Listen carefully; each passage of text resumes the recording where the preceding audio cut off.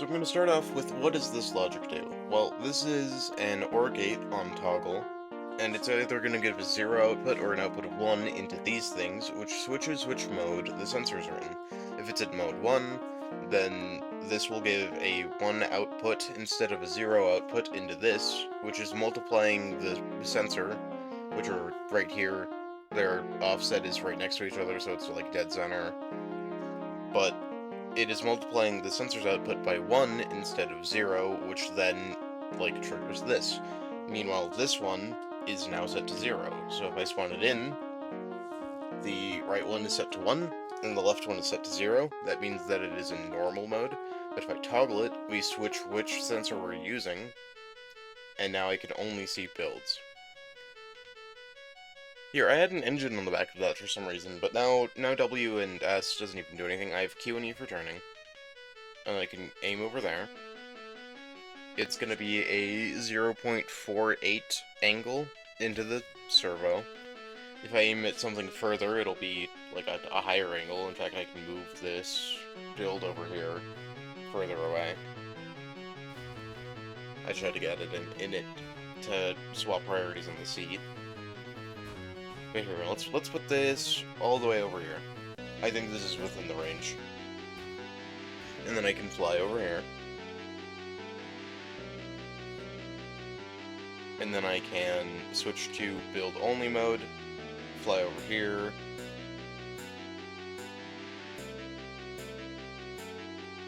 Get a good reading on it.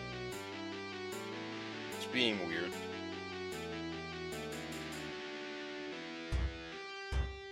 Oh, it's being weird because all of that stuff is in the way.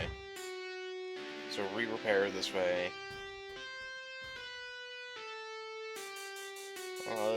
Find it right there, and then launch that.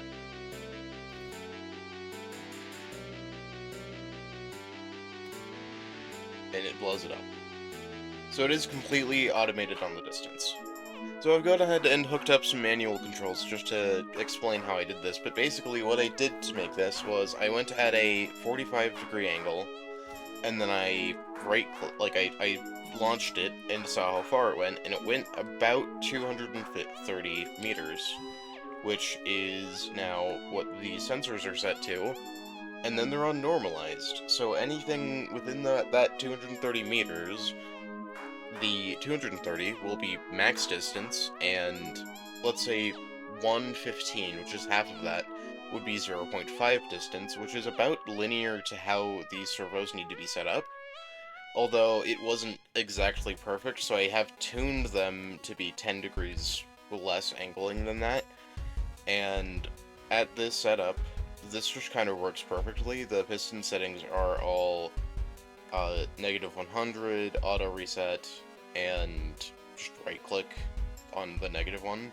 And then this one's settings are right-click to launch on a 0.02 delay. And what that does is you can just launch it as far as you want. And this would work with other projectiles too, but you might have to tune the range a little bit more. Because you might have to see, okay, how far does this go, and then set the sensors to that. But it's basically a way of linearly just automatically ranging it with about one logic block, because I actually don't need all of the stuff here. Because I can technically, here, I can just remove this.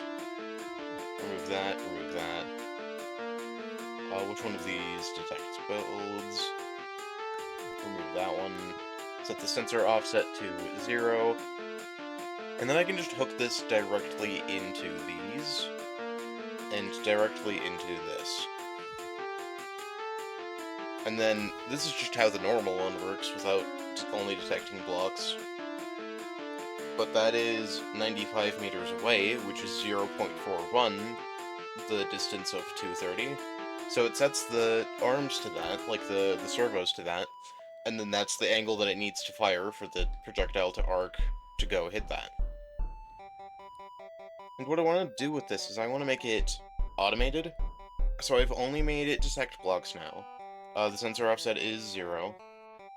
And then I have this hooked up to a NOR gate, so that when it is not sensing something, it will spin, and then it'll, like, detect something. There's not blocks within range, so I'm gonna spawn it over here.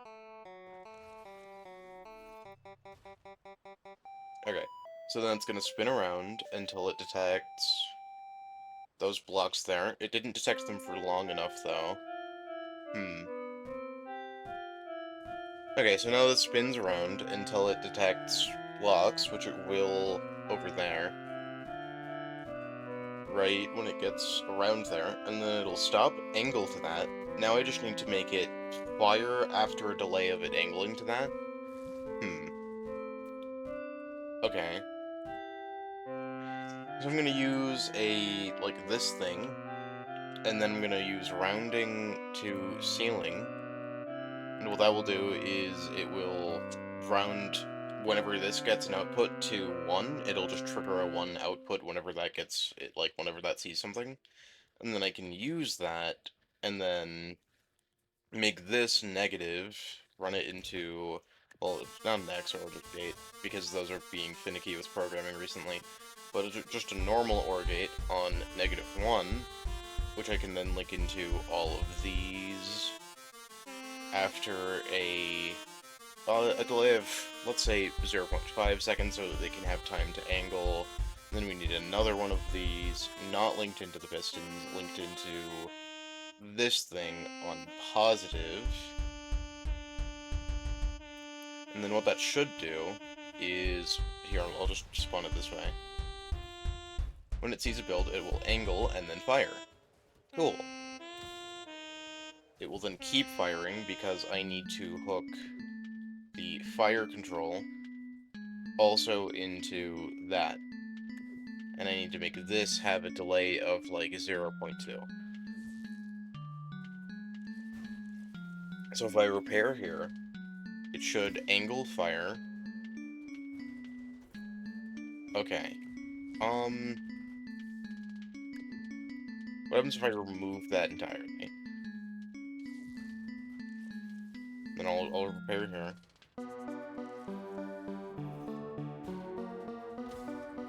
Yep, and then it automatically fires it and keeps spinning. However, we should have these be on a longer delay before it starts rotating. Wait, not before it starts rotating, just before it fires. So we need to give it, like, maybe a 0.65, because it didn't angle enough before it fired last time.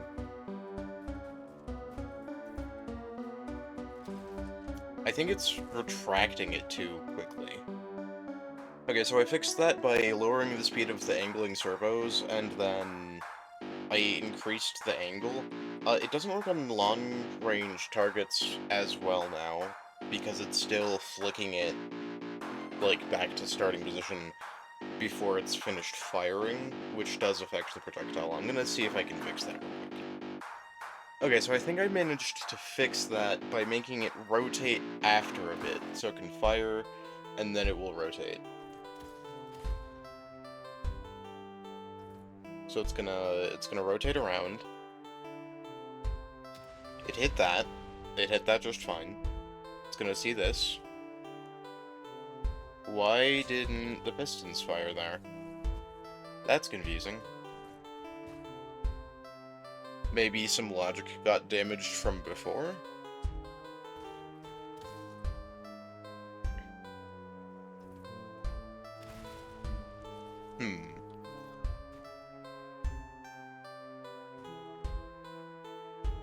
I think I need to have the firing mechanism be further delayed. Okay, so I think I got it mostly working. Aim over here, and then fire. And then it goes over. And bang. Cool. Well, I think that's all for this video. I hope you enjoyed. If you have any comments, as always, well, leave them in the comments. If you have any questions, too, which is what I meant to say the first time. Comments really do help the performance of a video for some reason. It's considered, like, viewer engagement, and then it's just, like, really good for the video, so that would help out a ton. If you want to subscribe, you don't really have to, though. I do want to hit 1K by the end of the month, though, and I'm at like I'm at like 140, not 140, I'm at like 940 something, so that would be cool. Uh, anyways, I hope you enjoyed, and see ya.